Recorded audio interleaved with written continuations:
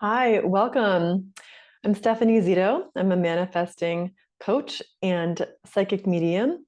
And this is a session to walk us through some tapping to help us hold boundaries. So, when we're holding boundaries, we can sometimes feel fear around that. It's been perhaps hard for us to hold the boundaries in the first place for a reason. Most of the time, it's because there's some aspect of that relationship that we're afraid we don't want to lose. Maybe it's the attention that we're getting, or the sense of love that we're getting, or just the fact that this person is in our family and it would be weird to not be in connection with them. And it seems so rational just to hold this boundary, and how come they can't? Or what's going on? Maybe it's in the workplace and it feels unsafe because we want to keep our jobs. We're afraid of what would happen if we hold the boundary, and it isn't taken well, right? Or how do we say it? Which I get into in my Ultimate Boundaries workshop. So don't worry, I have a lot of kind of sentence prompts and ways to actually speak your boundaries in ways where we are walking together with someone. So we're not like, I need you to do this, right? But this is my request, or this is my desire, in my hopes that we can improve our relationship. We can improve the situation together for both of us, for all of us. So it's a different sense, it's a different feeling. It can really help when we are going into it to be able to really regulate our nervous systems. So one, really recognizing feelings as they're coming up. So if we're in conversation and it starts to go sideways, we can just recognize our emotions and speak them. And then secondly, maybe not in the moment, maybe, because we can tap in the moment, but we can use this tool to help us to regulate our nervous systems so we can hold these boundaries and feel a better sense of safety around that.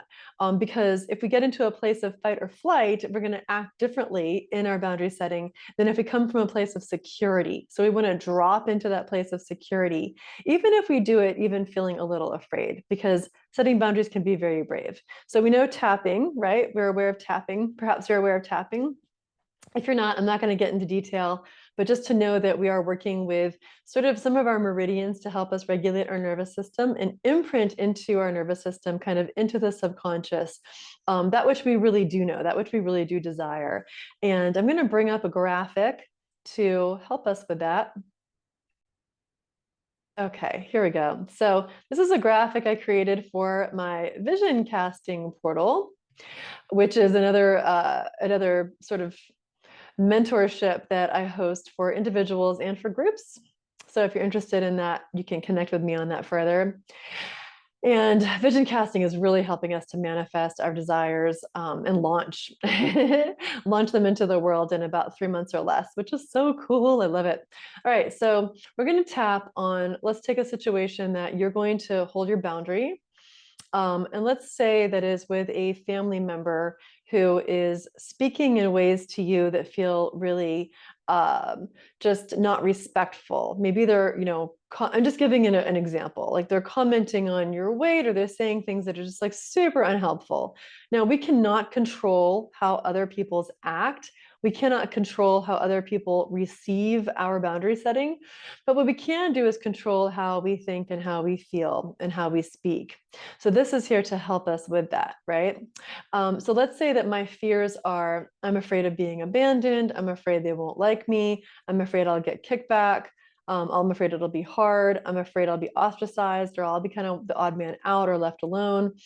Um, yeah, but what I do know is that setting the boundary is going to feel better in my body. I'm going to feel like I'm respecting myself. I'm going to feel like am really honoring myself. I feel like, I don't like the word deserve, because we all are worthy, but I'm willing to stand for this. I make this choice. This is my choice. So sometimes I'll write these down as we go, but we're going to kind of freeform it. It's going to kind of go like this. So we start with a karate chop right on the side of the hand, right?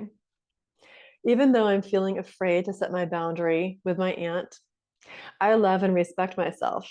And switch. Even though I'm feeling afraid to set this boundary, I love and respect myself. Even though I'm feeling afraid of how she will react, I love and respect myself, going to the top of the head. Even though I'm afraid of how I will be received, I love and respect myself. even though under the eyes, actually, sorry, I'm going to go to the eyebrows here. It's okay if you kind of go a little out of order. Don't worry. It's not a big deal. Even though I am worried of her kickback, I love and respect myself. Even though I am afraid she will blame me, I love and respect myself.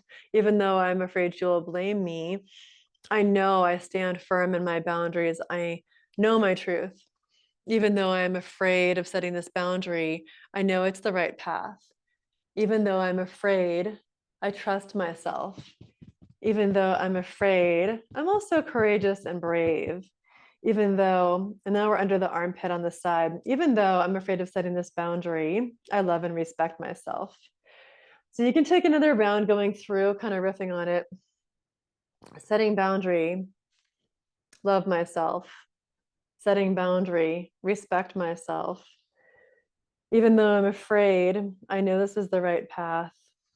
Even though I'm concerned what might happen, that is better than the alternative of staying right where I am. I cannot stay right where I am. It's time to act. I act with love and compassion for myself and the other. I love and respect myself. I know this is the right choice for me. Even though I have been feeling some feelings of fear, I know this is the right path with courage and love.